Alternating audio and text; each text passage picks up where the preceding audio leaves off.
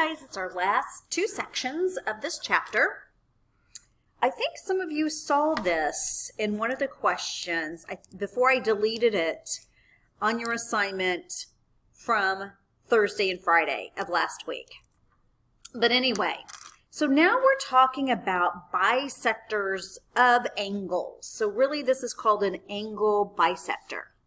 And again, if you have a colored pencil or a pen to go along, this might be helpful because it kind of draws your eyes to it.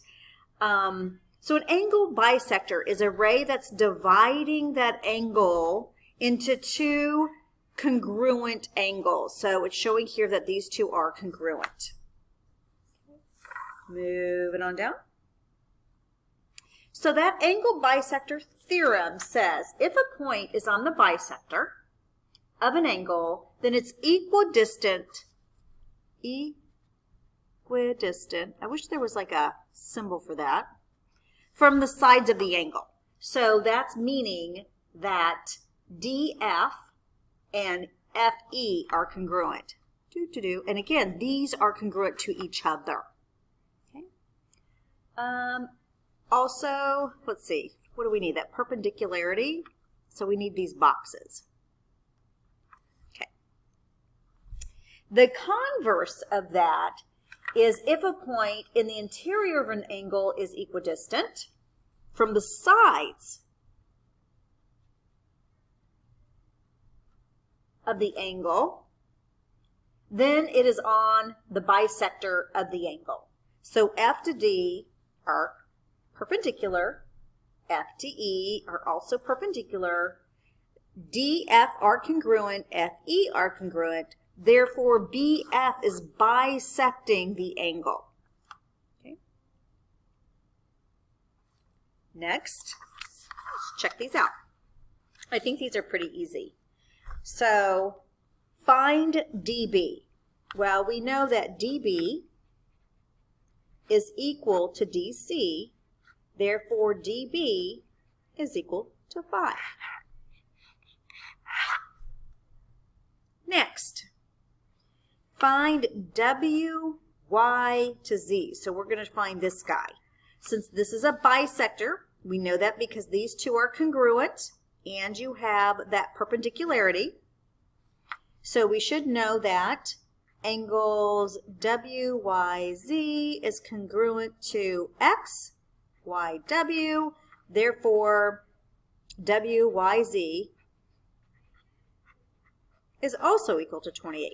Because of that bisector. All right, so these two are congruent. So they're equal to each other. So 4x minus 1 is equal to 3x plus 2. Subtract 3, add 1, subtract 3, add 1. X is equal to 3. Okay, that's partial. Q to S. So 3 times 4 minus 1 equals 11, and that is Q to S.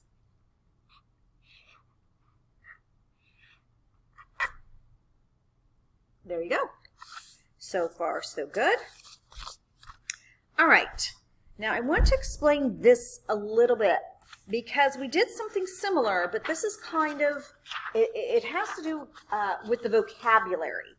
So this is an in-center, inscribed, okay? We didn't go over this before, but that means my circle is inside, circle inside. Can I write that? Circle inside. And then I'm going to flip over to a couple pages back, and I wanted to skip it for the time being. Here, circumscribed means the circle, is on the outside.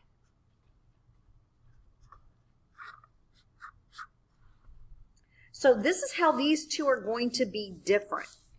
Also, this is called circumcenter, circumscribed. This is called in-center and inscribed. Need to know the difference. Where did that go? Am I making you sick by flipping through here? I'm sorry, there it is. Okay, this one is different. So what's happening here, so the angle, these are angle bisectors. Angle bisectors. Not segment bisectors. So what that is saying here is this is dividing these angles in half.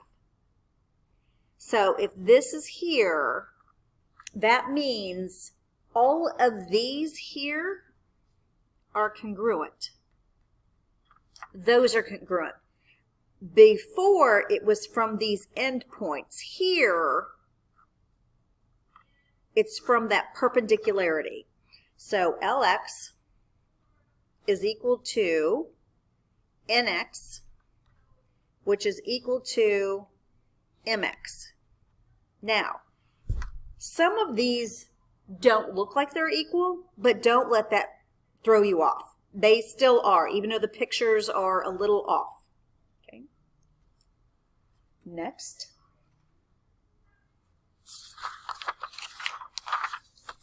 Talking about the same thing here, and again, we're talking about angle bisectors and they're inscribed.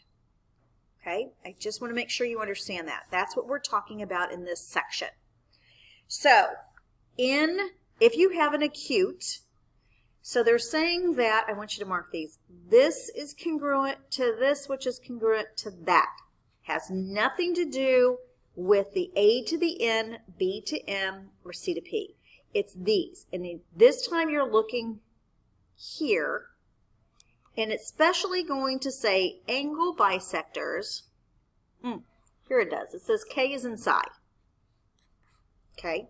And that's the deal. The other thing that's going to show us, okay, so all of these are congruent. It's also going to show us that this is congruent to this.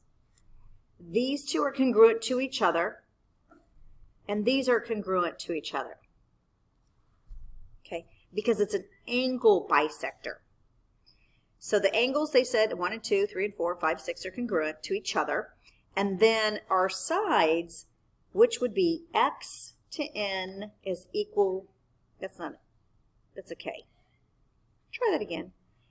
Put it up where it belongs. X to K is equal to N to K, and then Y to K. I'm going to pay attention. That was really close, wasn't it? All right, so at obtuse, same sort of thing, just that it's obtuse. Nothing really changes. These are congruent to each other. We, again, are looking for these perpendicular bisectors. These guys right here. And these are all congruent. So X to K, Z to K, and Y to K. Yeah, I almost called that an N, but it's not. Okay. Moving on. Let's look at a right triangle. In a right triangle, the same sort of thing. We are looking at these guys right here that are congruent. And then it's bisecting. Okay. Inscribed. All right, so let's put this into action. And this is where it's saying in center, not circumcenter. That's the difference. So pay attention to the vocabulary. Okay, so they're saying this is it here. So every time you see this perpendicular, this, and this are all going to be congruent. In this instant, it doesn't look that way. So don't, again, let that fool you. So if ST would be the same as SR, so it's equal to SR, which is equal to 10. T, follow it, MS, so TMS. So we're talking about this angle. We know that these two angles are congruent because of this bisector, and so it would also be equal to 31 degrees. Okay, down here, again, that word in center. Here it is. This time it doesn't have those perpendiculars, which is driving me nuts, but it's in the in-center. Find UGM. So let's follow that. Where's UGM? So it's this one. So that is equal to 28. That one was easy. This next one is not so much because it's PYU. So it's this one here, and we don't know it. So how do you figure that out? Hint, sum of a triangle, all the angles, is equal to 180 degrees. We know this one's 28, this one's 28, this one's 21, this one's 21. So let's add that up, subtract it from 180, and then divide it by 2. So 28 plus 28 plus 21 plus 21 equals. I'm sure everybody has a different way to do this, but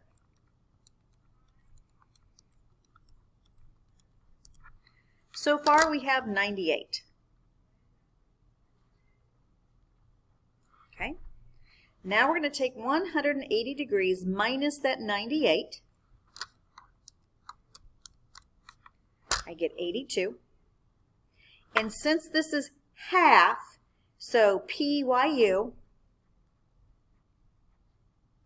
is 82 divided by 2, which is 41. Not too shabby.